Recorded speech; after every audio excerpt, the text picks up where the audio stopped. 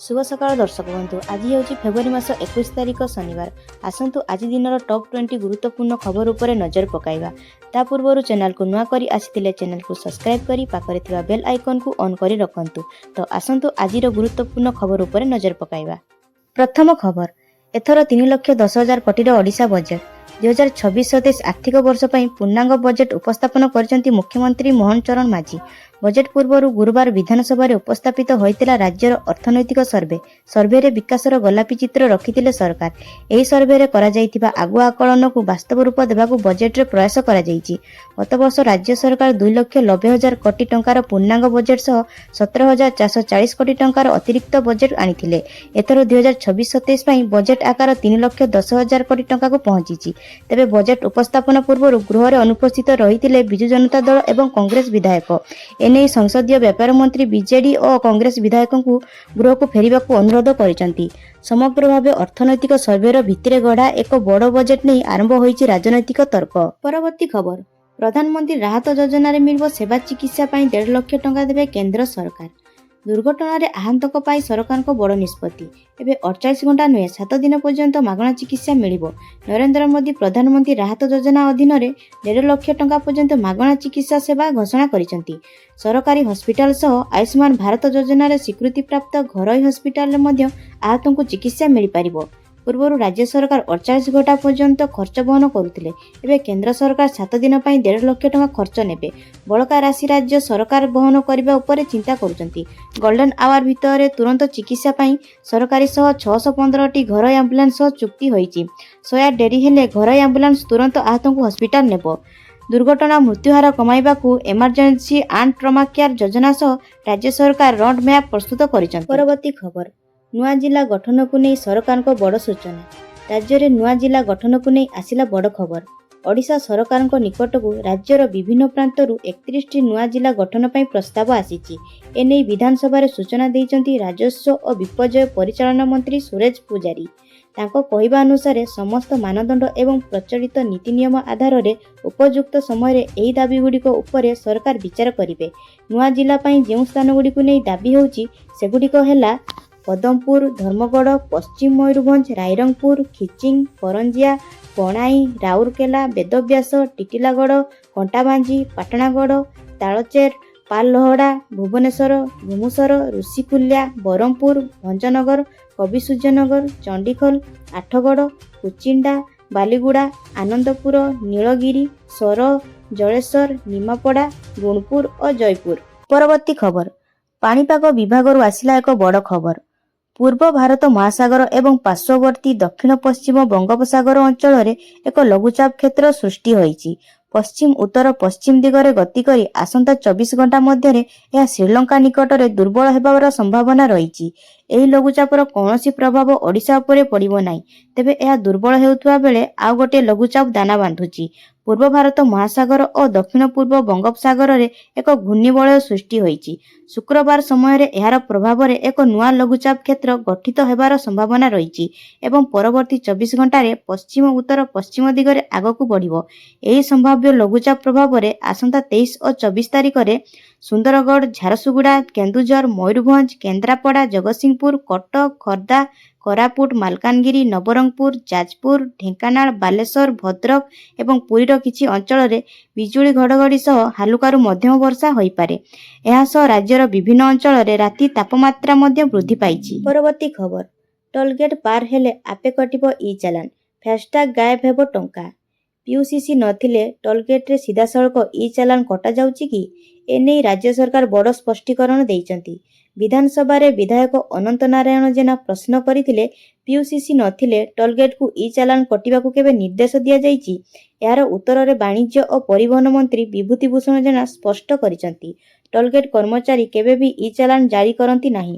Toll gate रे गाड़ी पार हेले फास्टैग माध्यम रे गाड़ीर तथ्य आपे राज्य परिवहन प्राधिकरण पोर्टाल को पठा जाए। एही तथ्य को नेशनल इन्फॉर्मेटिक्स सेंटर तैयारी करथिबा ई डिटेक्शन मॉड्यूल माध्यम रे वाहन सारथी डाटाबेस सह मेल करा जाए। पीयूसीसी किंबा बीमा नथिले प्राधिकृत अधिकारी द्वारा मालिकों नाम रे आपे ई चालान जारी हुए। 2 चकिया जान पाई टोल और फास्टैग नहीं, केवल 4 चकिया और ताठू अधिक जान रे ए व्यवस्था लागू हेउची। ମୋଟରଯାନ ଆଇନ ଅନୁସାରେ ଦସ୍ତାବିଜ ଯାଞ୍ଚ କରିବା ଅଧିକାର କେବଳ ପୁଲିସ ଓ ପରିବହନ ବିଭାଗର କ୍ଷମତାପ୍ରାପ୍ତ ଅଧିକାରୀଙ୍କ ପାଖରେ ରହିଛି। ପରବର୍ତ୍ତୀ ଖବର, ନାଟମଣ୍ଡପ ବାହାର କାଠ ଦର୍ଶନ ବେଳେ ଅଣନିଶ୍ୱାସୀ ହେଉଛନ୍ତି ଭକ୍ତ। ଗରମ ଆସିବା ପୂର୍ବରୁ ନାଟମଣ୍ଡପରେ ଏହି ସଂସ୍ଥାପନ କରିବାରେ ଫେଲ୍ ମାରିଛି ଶ୍ରୀମନ୍ଦିର ପ୍ରଶାସନ। ବାରମ୍ବାର ଟେଣ୍ଡର ବାତିଲ ଓ ସଂସ୍ଥା ଚୟନରେ ପ୍ରଶାସନିକ ବିଫଳତା ଯୋଗୁଁ ଏହି ବିଳମ୍ବ ଘଟିଛି। ଏବେଠୁ ନାଟମଣ୍ଡପ ବାହାର କାଠ ଦର୍ଶନ ବେଳେ ଶ୍ରଦ୍ଧାଳୁ ଗୁଳୁଗୁଳି ଓ ଝାଳରେ ଓଦା ହେଉଛନ୍ତି। ଅନେକ ଶିଶୁ, ମହିଳା ଓ ବୟସ୍କ ଅଣନିଶ୍ୱାସୀ ହୋଇ ପଡୁଥିବା ଅଭିଯୋଗ ମିଳୁଛି। ଗ୍ରୀଷ୍ମ ଆଗକୁ ବଢୁଥିବା ବେଳେ ଛୁଟିଦିନ ଓ ପର୍ବପର୍ବାଣୀରେ ଦଳଚକଟା ଆଶଙ୍କା ମଧ୍ୟ ବଢିଛି। ଜଗମୋହନରେ ପୂର୍ବରୁ ଏହି ବ୍ୟବସ୍ଥା ଭକ୍ତଙ୍କୁ ଆରାମ ଦେଉଥିବା ବେଳେ ନାଟମଣ୍ଡପରେ ସେହି ସୁବିଧା ଏଯାଏଁ ମିଳିନି। ଡିସେମ୍ବରରେ ଟେଣ୍ଡର ପୁଣି ସାନି ଟେଣ୍ଡର, ତଥାପି କାମ ଆଗକୁ ବଢିନାହିଁ। ଚନ୍ଦନଯାତ୍ରା ଓ ରଥଯାତ୍ରା ଆଗରୁ ଏହି ସଂସ୍ଥାପନ ହେବା ନେଇ ଏବେ ସନ୍ଦେହ ଦେଖାଦେଇଛି। ପରବର୍ତ୍ତୀ ଖବର, ସୁଭଦ୍ରା ଯୋଜନାକୁ ନେଇ ଆସିଲା ଏକ ବଡ଼ ଖବର। ଖୁବ୍ ଶୀଘ୍ର ଆସିବାକୁ ଯାଉଛି ସୁଭଦ୍ରା ଯୋଜନାର ଚତୁର୍ଥ କିସ୍ତି। ଖୁବ୍ ଶୀଘ୍ର ଆସୁଛି ସୁଭଦ୍ରା ଯୋଜନାର ଚତୁର୍ଥ କିସ୍ତି। ଏ ନେଇ ଓଡ଼ିଶା ସରକାର ପକ୍ଷରୁ ଆଗୁଆ ସୂଚନା ଦିଆଯାଇଛି। ଯଦି ଆପଣ ଜଣେ ହିତାଧିକାରୀ, ତେବେ ଟଙ୍କା ପାଇବା ପୂର୍ବରୁ ନିଜର ଇ-KYC ଏବଂ ବ୍ୟାଙ୍କ ଖାତା ସ୍ଥିତି ଯାଞ୍ଚ କରିନେବା ଜରୁରୀ। ମହିଳା ସଶକ୍ତିକରଣ ଲକ୍ଷ୍ୟରେ ସରକାର 5 ବର୍ଷରେ ମୋଟ 50,000 ଟଙ୍କା ସିଧାସଳଖ ବ୍ୟାଙ୍କ ଖାତାକୁ ପଠାଉଛନ୍ତି। ପ୍ରତିବର୍ଷ 10,000 ଟଙ୍କା, 2ଟି କିସ୍ତିରେ 5,000 ପ୍ଲସ୍ 5,000 ଟଙ୍କା। ସାଧାରଣତଃ ମାର୍ଚ୍ଚ 8 ଆନ୍ତର୍ଜାତୀୟ ମହିଳା ଦିବସ ଏବଂ ରକ୍ଷାବନ୍ଧନ ଅବସରରେ ଏହି ଟଙ୍କା ମିଳେ। ତେଣୁ ଆସନ୍ତା ମାର୍ଚ୍ଚ 8ରେ ଚତୁର୍ଥ କିସ୍ତି ଆସିବା ସମ୍ଭାବନା। ଯୋଗ୍ୟତା ଦେଖିଲେ ଆବେଦନକାରୀ ଓଡ଼ିଶାର ସ୍ଥାୟୀ ବାସିନ୍ଦା ହେବା ସହ NPSA କିମ୍ବା SFSS ଅନ୍ତର୍ଭୁକ୍ତ ହୋଇଥିବା ଆବଶ୍ୟକ। ବୟସ 21ରୁ 60 ବର୍ଷ ଏବଂ ପରିବାର ଆୟ 2.5 ଲକ୍ଷରୁ କମ୍ ହେଲେ। ଯେଉଁମାନେ ମାସିକ 1,500 ଟଙ୍କାରୁ ଅଧିକ ସରକାରୀ ସହାୟତା ପାଉଛନ୍ତି, ଆୟକରଦାତା କିମ୍ବା ସରକାରୀ ଚାକିରିଆ ପରିବାର, 4 ଚକିଆ ଯାନ ବା ବେଶି ଜମି ଥିବା ଲୋକ, ସେମାନେ ଏହି ଯୋଜନାରୁ ବଞ୍ଚିତ ରହିବେ। ପରବର୍ତ୍ତୀ ଖବର, ଏପ୍ରିଲରୁ ସାରା ଦେଶରେ ହେବ SIR। ପ୍ରସ୍ତୁତି ସାରିବାକୁ ସମସ୍ତ ରାଜ୍ୟ CEOଙ୍କୁ ନିର୍ଦ୍ଦେଶ। ଭୋଟର ତାଲିକାକୁ ଅଧିକ ସ୍ୱଚ୍ଛ ଏବଂ ତ୍ରୁଟିମୁକ୍ତ କରିବା ପାଇଁ ଭାରତୀୟ ନିର୍ବାଚନ କମିଶନ ଏକ ବଡ଼ ପଦକ୍ଷେପ ନେଇଛନ୍ତି। ଦେଶବ୍ୟାପୀ SIR ଅର୍ଥାତ୍ ବିଶେଷ ସଂଘନ ସଂଶୋଧନ ପ୍ରକ୍ରିୟା ଚଳିତ ବର୍ଷ ଏପ୍ରିଲ ପର୍ଯ୍ୟାୟକ୍ରମେ ଆରମ୍ଭ ହେବ। ଏହି ପ୍ରକ୍ରିୟା ବିହାର ସହ 13ଟି ରାଜ୍ୟରେ ପୂର୍ବରୁ ସଫଳତାର ସହ କାର୍ଯ୍ୟକାରୀ ହୋଇଛି। ଅବଶିଷ୍ଟ 22ଟି ରାଜ୍ୟ ଓ କେନ୍ଦ୍ରଶାସିତ ଅଞ୍ଚଳ ଯେପରିକି ଓଡ଼ିଶା, ଦିଲ୍ଲୀ, ମହାରାଷ୍ଟ୍ର ଓ କର୍ଣ୍ଣାଟକରେ ଏପ୍ରିଲରୁ SIR ଆରମ୍ଭ ହେବାର ସମ୍ଭାବନା ରହିଛି। ଏହି ପ୍ରକ୍ରିୟା 2027 ଜନଗଣନାର ପ୍ରଥମ ପର୍ଯ୍ୟାୟ ସହ ସମନ୍ୱୟରେ ହେବ। ବିହାରର ଅନୁଭବ ଦେଖାଇଛି, ହଜାର ହଜାର ଡୁପ୍ଲିକେଟ୍ ଓ ଅଯୋଗ୍ୟ ନାମ ବିଲୋପ ହୋଇ ରହିଛି ଏବଂ ନୂଆ ଯୋଗ୍ୟ ଭୋଟର ଯୋଡ଼ାଯାଇଛନ୍ତି। ଏହି ମଡେଲକୁ ଆଧାର କରି ଏବେ ସାରା ଦେଶରେ ଭୋଟର ତାଲିକାକୁ ଆହୁରି ସଠିକ୍ କରିବା ଲକ୍ଷ୍ୟ ରଖାଯାଇଛି। ପରବର୍ତ୍ତୀ ଖବର, ବଜେଟରେ ମହିଳାଙ୍କ ପାଇଁ ଘୋଷଣା। ସୁଭଦ୍ରା ଯୋଜନା ପାଇଁ 10,000 କୋଟି ସହ ଆରମ୍ଭ ହେବ ସୁଭଦ୍ରା ଶକ୍ତି ସମ୍ବାଦ ନାମରେ ନୂଆ ଯୋଜନା। ଆରମ୍ଭ ହେଲା ଓଡ଼ିଶା ବଜେଟ୍, ଯେଉଁଠି ମହିଳା ସଶକ୍ତିକରଣ ପାଇଁ ସବୁଠୁ ବଡ଼ ପ୍ରାଥମିକତା। ମୁଖ୍ୟମନ୍ତ୍ରୀ କହିଛନ୍ତି, ଆମ ଝିଅମାନେ ଆମର ଗର୍ବ। ସେମାନଙ୍କ ସ୍ୱପ୍ନ ପୂରଣ ପାଇଁ ଆସିଛି ମୁଖ୍ୟମନ୍ତ୍ରୀ କନ୍ୟା ବିବାହ ଯୋଜନା। ସାମୂହିକ ବିବାହ, ସମସ୍ତ ଖର୍ଚ୍ଚ ସରକାରଙ୍କ ଦାୟିତ୍ୱ। ଉପହାର ସହ 12 କୋଟି ଟଙ୍କା ବ୍ୟୟ ବରାଦ। ମହିଳା ଓ ଝିଅମାନଙ୍କ ସମଗ୍ର ଉନ୍ନତି ପାଇଁ 18,957 କୋଟି ଟଙ୍କାର ବିଶାଳ ବଜେଟ୍ ପ୍ରସ୍ତାବ। ନୂଆ ସମୃଦ୍ଧ ଅଙ୍ଗନବାଡ଼ି ଯୋଜନା, ପ୍ରତି କେନ୍ଦ୍ରରେ 15ରୁ 20 ଲକ୍ଷ ଟଙ୍କା, ମୋଟ 635 କୋଟି ଟଙ୍କା। ମହିଳା ସ୍ୱୟଂ ସହାୟକ ଗୋଷ୍ଠୀ, କୃଷି, ମତ୍ସ୍ୟଚାଷ, ଉଦ୍ୟୋଗୀକରଣ ପାଇଁ ଶତାଧିକ କୋଟିର ସହାୟତା। ସୁଭଦ୍ରା ଯୋଜନା ଅଧୀନରେ ପ୍ରତି ମହିଳାଙ୍କୁ ବର୍ଷକୁ 10,000 ଟଙ୍କା, 1 କୋଟିରୁ ଅଧିକ ମହିଳା ଉପକୃତ। ଲକ୍ଷ୍ୟ ସ୍ପଷ୍ଟ, ନାରୀ ଶକ୍ତି ହେଉଛି ଓଡ଼ିଶାର ଶକ୍ତି। ପରବର୍ତ୍ତୀ ଖବର, କେଉଁଦିନ ପାଳନ କରିବେ ରଙ୍ଗର ପର୍ବ ହୋଲି? ପ୍ରତିବର୍ଷ ଫାଲ୍ଗୁନ ପୂର୍ଣ୍ଣିମା ରାତିରେ ହୋଲିକା ଦହନ ଏବଂ ପରଦିନ ରଙ୍ଗର ପର୍ବ ହୋଲି ପାଳନ କରାଯାଏ। କିନ୍ତୁ ଏବର୍ଷ ଫାଲ୍ଗୁନ ପୂର୍ଣ୍ଣିମା 2 ଦିନ ବ୍ୟାପୀ ହେବାରୁ ଲୋକମାନଙ୍କ ମଧ୍ୟରେ ଦ୍ୱନ୍ଦ୍ୱ ସୃଷ୍ଟି ହୋଇଛି। କ୍ୟାଲେଣ୍ଡର ଅନୁସାରେ ଫାଲ୍ଗୁନ ପୂର୍ଣ୍ଣିମା ତିଥି ମାର୍ଚ୍ଚ 2 ସନ୍ଧ୍ୟା 5:56ରୁ ଆରମ୍ଭ ହୋଇ ମାର୍ଚ୍ଚ 3 ସନ୍ଧ୍ୟା 5:07ରେ ଶେଷ ହେବ।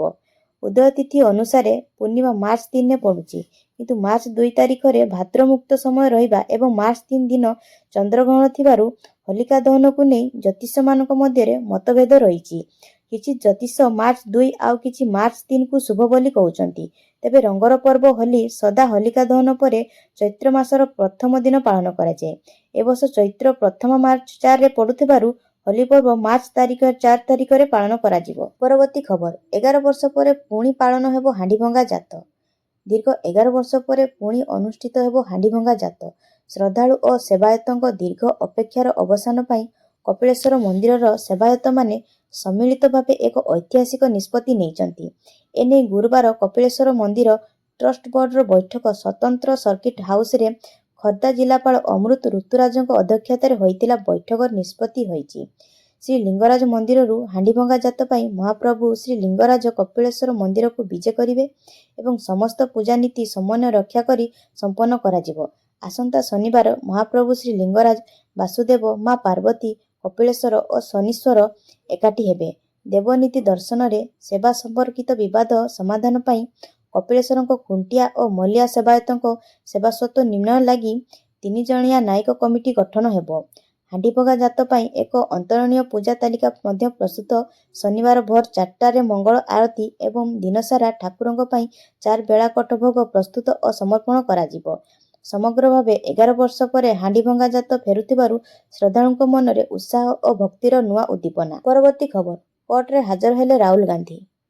ଉତ୍ତରପ୍ରଦେଶର ସୁଲତାନପୁର ଜିଲ୍ଲାର ସାଂସଦ ବିଧାୟକ କୋର୍ଟରେ ଆଜି କଂଗ୍ରେସ ସାଂସଦ ରାହୁଲ ଗାନ୍ଧୀ ହାଜର ହୋଇଛନ୍ତି। କେନ୍ଦ୍ର ଗୃହମନ୍ତ୍ରୀ ଅମିତ ଶାହଙ୍କୁ ନେଇ ଦିଆଯାଇଥିବା ଏକ ମନ୍ତବ୍ୟ ସମ୍ପର୍କିତ ମାନହାନି ମାମଲାର ଶୁଣାଣି ପାଇଁ ସେ କୋର୍ଟରେ ଉପସ୍ଥିତ ଥିଲେ। କୋର୍ଟରେ ରାହୁଲ ଗାନ୍ଧୀ ନିଜ ପକ୍ଷ ରଖି କହିଥିଲେ ଯେ କୌଣସି ଆପତ୍ତିଜନକ ଶବ୍ଦ ବ୍ୟବହାର କରିନାହାନ୍ତି। ଏହି ମାମଲାକୁ ସେ ରାଜନୈତିକ ଚାପ ଓ ପ୍ରତିଶୋଧମୂଳକ ବୋଲି ଅଭିଯୋଗ କରିଥିଲେ। ତାଙ୍କ କହିବା ଅନୁସାରେ ଗଣତନ୍ତ୍ରରେ ପ୍ରତ୍ୟେକ ନେତାଙ୍କୁ ପ୍ରଶ୍ନ କରିବା ଓ ମତ ପ୍ରକାଶ କରିବାର ଅଧିକାର ରହିଛି। ଶୁଣାଣି ସମୟରେ କୋର୍ଟ ପରିସର ବାହାରେ କଡ଼ା ସୁରକ୍ଷା ବ୍ୟବସ୍ଥା କରାଯାଇଥିଲା। କଂଗ୍ରେସ କର୍ମୀମାନେ ମଧ୍ୟ ଉପସ୍ଥିତ ଥିଲେ। ରାହୁଲ ଗାନ୍ଧୀଙ୍କ ବୟାନ ରେକର୍ଡ କରିବା ପରେ କୋର୍ଟ ପରବର୍ତ୍ତୀ ଶୁଣାଣି ପାଇଁ ମାର୍ଚ୍ଚ 8 ତାରିଖ ଧାର୍ଯ୍ୟ କରିଛନ୍ତି। ପରବର୍ତ୍ତୀ ଖବର, ଆଉ 6 ଲକ୍ଷ ହିତାଧିକାରୀ ପାଇବେ ମଧୁବାବୁ ପେନସନ। ମୁଖ୍ୟମନ୍ତ୍ରୀ ମୋହନ ଚରଣ ମାଝୀ 2026-27 ଆର୍ଥିକ ବର୍ଷ ପାଇଁ ପୂର୍ଣ୍ଣାଙ୍ଗ ବଜେଟ୍ ଉପସ୍ଥାପନ କରିଛନ୍ତି। ବଜେଟ୍ରେ ବଡ଼ ଘୋଷଣା, ବାର୍ଦ୍ଧକ୍ୟ ଓ ବିଧବା ଭତ୍ତା ପାଇଁ ଏବେ କାହାକୁ ଅପେକ୍ଷା କରିବାକୁ ପଡ଼ିବନି। ମଧୁବାବୁ ପେନସନ ଯୋଜନାରେ ସମସ୍ତ ଯୋଗ୍ୟ ହିତାଧିକାରୀଙ୍କୁ ସାମିଲ କରାଯିବ।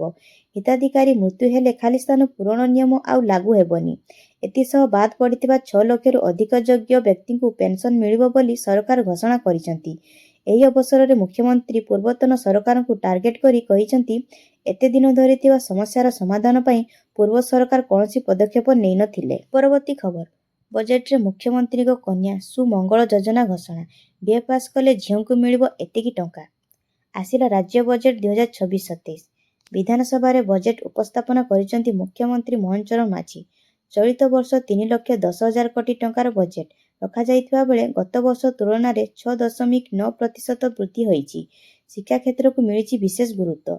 ରାଜ୍ୟର ସମସ୍ତ ବିଶ୍ୱବିଦ୍ୟାଳୟ, ସରକାରୀ ଓ ଅନୁଦାନପ୍ରାପ୍ତ କଲେଜର ଭିତ୍ତିଭୂମି ବିକାଶ ପାଇଁ 470 କୋଟି ଟଙ୍କାର ପ୍ରସ୍ତାବ ରହିଛି। ଗୁଣାତ୍ମକ ଶିକ୍ଷା ଆଧୁନିକୀକରଣ ପାଇଁ 50 କୋଟି ଓ ପରୀକ୍ଷାଗାର ପାଇଁ 25 କୋଟି ଟଙ୍କା ବ୍ୟବସ୍ଥା କରାଯାଇଛି। ବଜେଟ୍ରେ କନ୍ୟା ସୁମଙ୍ଗଳ ଯୋଜନା ଘୋଷଣା କରାଯାଇଛି। ଆର୍ଥିକ ଦୁର୍ବଳ ଝିଅମାନଙ୍କ ପାଇଁ 20,000 ଟଙ୍କାର ସଞ୍ଚୟ ହେବ ଏବଂ ସ୍ନାତକ ସମାପ୍ତି ପରେ 1,01,000 ଟଙ୍କା ମିଳିବ। ଏହା ସହ ଗୋପବନ୍ଧୁ ଶିକ୍ଷା ସହାୟତା ଯୋଜନାରେ ବଞ୍ଚିତ ଛାତ୍ରଛାତ୍ରୀଙ୍କୁ ବାର୍ଷିକ 20,000 ଟଙ୍କା ଏବଂ ବିଦେଶ ଶିକ୍ଷା ପାଇଁ 50 ଜଣ ଅନୁସୂଚିତ ଜାତି ଓ ଜନଜାତି ଛାତ୍ରଛାତ୍ରୀଙ୍କୁ 50 ଲକ୍ଷ ଟଙ୍କା ପର୍ଯ୍ୟନ୍ତ ଶିକ୍ଷାବୃତ୍ତି ଘୋଷଣା କରାଯାଇଛି। ପରବର୍ତ୍ତୀ ଖବର, ରାଜ୍ୟରେ ପ୍ରତିଷ୍ଠା ହେବ 4 ନୂଆ ବିଶ୍ୱବିଦ୍ୟାଳୟ, ଘୋଷଣା କଲେ ମୁଖ୍ୟମନ୍ତ୍ରୀ।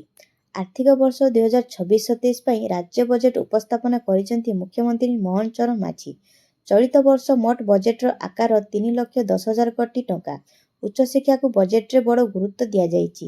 ରାଜ୍ୟ ବିଶ୍ୱବିଦ୍ୟାଳୟ, ସରକାରୀ ଓ ଅନୁଦାନପ୍ରାପ୍ତ କଲେଜର ଭିତ୍ତିଭୂମି ବିକାଶ ପାଇଁ 470 କୋଟି ଟଙ୍କା ଘୋଷଣା ହୋଇଛି। ଗୁଣାତ୍ମକ ଶିକ୍ଷା ଆଧୁନିକୀକରଣ ପାଇଁ 25 କୋଟି ଟଙ୍କା ଓ ପରୀକ୍ଷାଗାର ପାଇଁ 25 କୋଟି ଟଙ୍କା ବ୍ୟବସ୍ଥା ରହିଛି। ମୁଖ୍ୟମନ୍ତ୍ରୀ ମେଧାବୀ ଛାତ୍ର ପ୍ରୋତ୍ସାହନ ଯୋଜନା ଜାରି ରହିବ।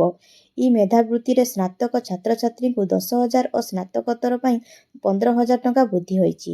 ବ୍ୟାସକବି ଫକୀରମୋହନ ଛାତ୍ରବୃତ୍ତିରେ +3 ପାଇଁ 20,000 ଓ ପିଜି ପାଇଁ 30,000 ଟଙ୍କା ବୃଦ୍ଧି ଘୋଷିତ। ଗୋପବନ୍ଧୁ ଶିକ୍ଷା ସହାୟତା ଯୋଜନାରେ ବଞ୍ଚିତ ଛାତ୍ରଛାତ୍ରୀଙ୍କୁ ବାର୍ଷିକ 20,000 ଟଙ୍କା ମିଳିବ। ଅନୁସୂଚିତ ଜାତି ଜନଜାତି 50 ଜଣ ଛାତ୍ରଛାତ୍ରୀଙ୍କୁ ବିଦେଶ ଶିକ୍ଷା ପାଇଁ 50 ଲକ୍ଷ ଟଙ୍କା ପର୍ଯ୍ୟନ୍ତ ସହାୟତା ମିଳିବ। ଏଥିସହ କେନ୍ଦ୍ରାପଡ଼ା, ଜଗତସିଂହପୁର, ଭଦ୍ରକ ଓ ଝାରସୁଗୁଡ଼ାରେ 4ଟି ନୂଆ ବିଶ୍ୱବିଦ୍ୟାଳୟ ଏବଂ ଛାତ୍ରୀ ସୁରକ୍ଷା ପାଇଁ ଶକ୍ତିଶ୍ରୀ ଯୋଜନା ଘୋଷଣା ହୋଇଛି। ପରବର୍ତ୍ତୀ ଖବର, ଅନ୍ୟାୟ ବିରୁଦ୍ଧରେ ଗର୍ଜିବେ ବିଜେଡି ମହିଳା। ଶଙ୍ଖଭବନରେ ବିଜୁ ମହିଳା ଜନତା ଦଳର ନୂତନ କର୍ମକର୍ତ୍ତାଙ୍କୁ ଭେଟିଲେ ନବୀନ ପଟ୍ଟନାୟକ। ଏହି ଅବସରରେ ଉଦ୍ବୋଧନ ଦେଇ ନବୀନ ପଟ୍ଟନାୟକ କହିଥିଲେ, ବିଜୁ ଜନତା ଦଳ ହେଉଛି ଓଡ଼ିଶାର କୋଟି କୋଟି ମାଆମାନଙ୍କର ନିଜ ଦଳ। ସେ କହିଥିଲେ, ଗତ 27 ବର୍ଷ ଯାତ୍ରାରେ ବିଜେଡି ସବୁବେଳେ ମା'ମାନଙ୍କ ସଶକ୍ତିକରଣକୁ ସର୍ବୋଚ୍ଚ ପ୍ରାଥମିକତା ଦେଇ ଆସିଛି। ମା'ମାନଙ୍କ ସଶକ୍ତିକରଣ ହେଉଛି ଓଡ଼ିଶାର ପ୍ରକୃତ ସଶକ୍ତିକରଣ। ଏହି ବାର୍ତ୍ତା ସେ ଦୋହରାଇଥିଲେ। ମିଶନ ଶକ୍ତିକୁ ଏକ ଆଦର୍ଶ ସଶକ୍ତିକରଣ କାର୍ଯ୍ୟକ୍ରମ ଭାବେ ଉଲ୍ଲେଖ କରି ଗାଁ ଗାଁରେ ମା'ମାନଙ୍କ ଆର୍ଥିକ ବିକାଶ ଓ ସୁରକ୍ଷା ପାଇଁ ବିଜୁ ମହିଳା ଜନତା ଦଳ ସବୁବେଳେ ସାଥିରେ ରହିବ ବୋଲି କହିଥିଲେ। ମହିଳାମାନଙ୍କ ଉପରେ ବଢ଼ୁଥିବା ଅତ୍ୟାଚାର ଘଟଣାକୁ ନିନ୍ଦା କରି ଅନ୍ୟାୟ ବିରୁଦ୍ଧରେ ଲଢ଼େଇକୁ ଆହୁରି ଜୋରଦାର କରିବାକୁ କର୍ମକର୍ତ୍ତାମାନଙ୍କୁ ଆହ୍ୱାନ ଦେଇଥିଲେ ନବୀନ ପଟ୍ଟନାୟକ। ମିଥ୍ୟା ପ୍ରଚାରକୁ ପ୍ରତିରୋଧ କରି ମା'ମାନଙ୍କୁ ବିକାଶ ମାର୍ଗରେ ନେବା ପାଇଁ ସକ୍ରିୟ ଭୂମିକା ନେବାକୁ ସେ ପରାମର୍ଶ ଦେଇଥିଲେ। ଏହି କାର୍ଯ୍ୟକ୍ରମରେ ବିଜୁ ମହିଳା ଜନତା ଦଳର ସଭାପତି ସ୍ନେହାଙ୍ଗିନୀ ଛୁରିଆ ସ୍ୱାଗତ ଭାଷଣ ଦେଇଥିଲେ। ନବନିଯୁକ୍ତ କର୍ମକର୍ତ୍ତାମାନେ ମାର୍ଗଦର୍ଶନ ପାଇଁ ଧନ୍ୟବାଦ ଜଣାଇଥିଲେ। ସମଗ୍ର ଭାବେ ମା'ମାନଙ୍କ ସଶକ୍ତିକରଣକୁ ସାମାଜିକ ଆନ୍ଦୋଳନ କରିବା ଦିଗରେ ବିଜେଡିର ଦୃଢ଼ ସଂକଳ୍ପ ପୁନର୍ବ୍ୟକ୍ତ ହୋଇଛି। ପରବର୍ତ୍ତୀ ଖବର, ବାହାଘର ସିଜିନ୍ ଭିତରେ ପୁଣି ଶସ୍ତା ହେଲା ସୁନା। ଜାଣନ୍ତୁ ଭୁବନେଶ୍ୱରରେ 24 କ୍ୟାରେଟର ଦାମ କେତେ? ଶୁକ୍ରବାର ଫ୍ୟୁଚର୍ସ ବଜାରରେ ସୁନା ଓ ରୂପା ଦୁହିଁରେ ବୃଦ୍ଧି ଦେଖାଯାଇଛି। ମଲ୍ଟି କମୋଡିଟି ଏକ୍ସଚେଞ୍ଜରେ ସକାଳ 9:47 ସମୟରେ ଏପ୍ରିଲ 2 ଡେଲିଭରି ସୁନା 0.21% ବୃଦ୍ଧି ପାଇ 10 ଗ୍ରାମ ପ୍ରତି 1,55,150 ଟଙ୍କାରେ ପହଞ୍ଚିଛି। ସେହିପରି ମାର୍ଚ୍ଚ 5 ଡେଲିଭରି ରୂପା 0.59% ବୃଦ୍ଧି ସହ ପ୍ରତି କିଲୋଗ୍ରାମ 2,42,821 ଟଙ୍କାରେ କାରବାର ହେଉଛି। ଚଳିତ ବର୍ଷ ରୂପା ମୂଲ୍ୟ 4 ଲକ୍ଷ ଟଙ୍କା ସୀମା ଅତିକ୍ରମ କରିସାରିଛି। ମେଟ୍ରୋ ସହରର ସ୍ପଟ୍ ମୂଲ୍ୟ ଦେଖିଲେ ଦିଲ୍ଲୀ, ମୁମ୍ବାଇ ଓ କଲିକତାରେ 24 କ୍ୟାରେଟ ସୁନା ପ୍ରତି ଗ୍ରାମ ପ୍ରାୟ 15,617 ଟଙ୍କା ରହିଛି। ଚେନ୍ନାଇରେ ସୁନା ମୂଲ୍ୟ ଅଧିକ, 24 କ୍ୟାରେଟ ପ୍ରତି ଗ୍ରାମ 15,731 ଟଙ୍କା। ଭୁବନେଶ୍ୱରରେ 24 କ୍ୟାରେଟ ସୁନା 15,617 ଟଙ୍କାରେ ମିଳୁଥିବା ବେଳେ ଗତକାଲି ତୁଳନାରେ ସମସ୍ତ କ୍ୟାରେଟରେ ହାଲୁକା ହ୍ରାସ ରେକର୍ଡ ହୋଇଛି। ଭାରତୀୟ ବଜାରରେ ଏହି ସମୟରେ ରୂପାର ସ୍ପଟ୍ ମୂଲ୍ୟ ପ୍ରତି କିଲୋଗ୍ରାମ ପ୍ରାୟ 2,70,000 ଟଙ୍କା ରହିଛି। ପରବର୍ତ୍ତୀ ଖବର, ଏପ୍ରିଲ 1ରୁ କାର୍ଯ୍ୟକ୍ଷମ ହେବ ଓଡ଼ିଶା ରାଜ୍ୟ ବ୍ୟାଡମିଣ୍ଟନ ଏକାଡେମୀ। ଭୁବନେଶ୍ୱର କଳିଙ୍ଗ ଷ୍ଟାଡିୟମରେ ସ୍ଥିତ Dalmia Bharat Pullela Gopichand badminton high performance centre ଶୀଘ୍ର ରାଜ୍ୟ ପ୍ରଶିକ୍ଷଣ ଏକାଡେମୀ ଭାବେ କାର୍ଯ୍ୟକ୍ଷମ ହେବ। ଏନେଇ ମୁଖ୍ୟ ଶାସନ ସଚିବ ଅନୁ ଗର୍ଗଙ୍କ ଅଧ୍ୟକ୍ଷତାରେ ଲୋକସେବା ଭବନରେ ଏକ ଗୁରୁତ୍ୱପୂର୍ଣ୍ଣ ବୈଠକ ଅନୁଷ୍ଠିତ ହୋଇଛି। ବୈଠକରେ ପ୍ରସିଦ୍ଧ କୋଚ ପୁଲେଲା ଗୋପୀଚାନ୍ଦ ଉପସ୍ଥିତ ରହି ପ୍ରଶିକ୍ଷଣ ପରିଚାଳନା ଓ ଖର୍ଚ୍ଚ ସମ୍ପର୍କରେ ଆଲୋଚନା କରିଛନ୍ତି। ରାଜ୍ୟ ସରକାର ଓ ଡାଲମିଆ ସେଣ୍ଟର ପକ୍ଷରୁ ଆର୍ଥିକ ସହଯୋଗ ମିଳିବ ବୋଲି ନିଷ୍ପତ୍ତି ହୋଇଛି। ଏପ୍ରିଲ 1ରୁ ଏକାଡେମୀ ପୂର୍ଣ୍ଣ କାର୍ଯ୍ୟକ୍ଷମ ହେବାର ଆଶା ରହିଛି। ଏହି କେନ୍ଦ୍ର ଓଡ଼ିଶାର ପ୍ରତିଭାବାନ ବ୍ୟାଡମିଣ୍ଟନ ଖେଳାଳୀଙ୍କ ପାଇଁ ଆନ୍ତର୍ଜାତୀୟ ସୁଯୋଗ ସୃଷ୍ଟି କରିବ ବୋଲି ରାଜ୍ୟ ସରକାର କହିଛନ୍ତି। ପରବର୍ତ୍ତୀ ଖବର, ରାଜ୍ୟରେ ପ୍ରତିଷ୍ଠା ହେବ 4 ନୂଆ ବିଶ୍ୱବିଦ୍ୟାଳୟ, ଘୋଷଣା କଲେ ମୁଖ୍ୟମନ୍ତ୍ରୀ। ଆର୍ଥିକ ବର୍ଷ 2026-27 ପାଇଁ ରାଜ୍ୟ ବଜେଟ ଉପସ୍ଥାପନ କରିଛନ୍ତି ମୁଖ୍ୟମନ୍ତ୍ରୀ ମୋହନ ଚରଣ ମାଝୀ। ଚଳିତ ବର୍ଷ ମୋଟ ବଜେଟର ଆକାର 3,10,000 କୋଟି ଟଙ୍କା। ଉଚ୍ଚଶିକ୍ଷାକୁ ବଜେଟରେ ବଡ଼ ଗୁରୁତ୍ୱ ଦିଆଯାଇଛି। ରାଜ୍ୟ ବିଶ୍ୱବିଦ୍ୟାଳୟ, ସରକାରୀ ଓ ଅନୁଦାନପ୍ରାପ୍ତ କଲେଜର ଭିତ୍ତିଭୂମି ବିକାଶ ପାଇଁ 470 କୋଟି ଟଙ୍କା ଘୋଷଣା ହୋଇଛି। ଗୁଣାତ୍ମକ ଶିକ୍ଷା ଆଧୁନିକୀକରଣ ପାଇଁ 25 କୋଟି ଟଙ୍କା ଓ ପରୀକ୍ଷାଗାର ପାଇଁ 25 କୋଟି ଟଙ୍କା ବ୍ୟବସ୍ଥା ରହିଛି। ମୁଖ୍ୟମନ୍ତ୍ରୀ ମେଧାବୀ ଛାତ୍ର ପ୍ରୋତ୍ସାହନ ଯୋଜନା ଜାରି ରହିବ। ଇ ମେଧାବୃତ୍ତିରେ ସ୍ନାତକ ଛାତ୍ରଛାତ୍ରୀଙ୍କୁ 10,000 ଓ ସ୍ନାତକୋତ୍ତର ପାଇଁ 15,000 ଟଙ୍କା ବୃଦ୍ଧି ହୋଇଛି। ବ୍ୟାସକବି ଫକୀରମୋହନ ଛାତ୍ରବୃତ୍ତିରେ +3 ପାଇଁ 20,000 ଓ ପିଜି ପାଇଁ 30,000 ଟଙ୍କା ବୃଦ୍ଧି ଘୋଷିତ। ଗୋପବନ୍ଧୁ ଶିକ୍ଷା ସହାୟତା ଯୋଜନାରେ ବଞ୍ଚିତ ଛାତ୍ରଛାତ୍ରୀଙ୍କୁ ବାର୍ଷିକ 20,000 ଟଙ୍କା ମିଳିବ। ଅନୁସୂଚିତ ଜାତି ଜନଜାତି 50 ଜଣ ଛାତ୍ରଛାତ୍ରୀଙ୍କୁ ବିଦେଶ ଶିକ୍ଷା ପାଇଁ 50 ଲକ୍ଷ ଟଙ୍କା ପର୍ଯ୍ୟନ୍ତ ସହାୟତା ମିଳିବ। ଏଥିସହ କେନ୍ଦ୍ରାପଡ଼ା, ଜଗତସିଂହପୁର, ଭଦ୍ରକ ଓ ଝାରସୁଗୁଡ଼ାରେ 4ଟି ନୂଆ ବିଶ୍ୱବିଦ୍ୟାଳୟ ଏବଂ ଛାତ୍ରୀ ସୁରକ୍ଷା ପାଇଁ ଶକ୍ତିଶ୍ରୀ ଯୋଜନା ଘୋଷଣା ହୋଇଛି।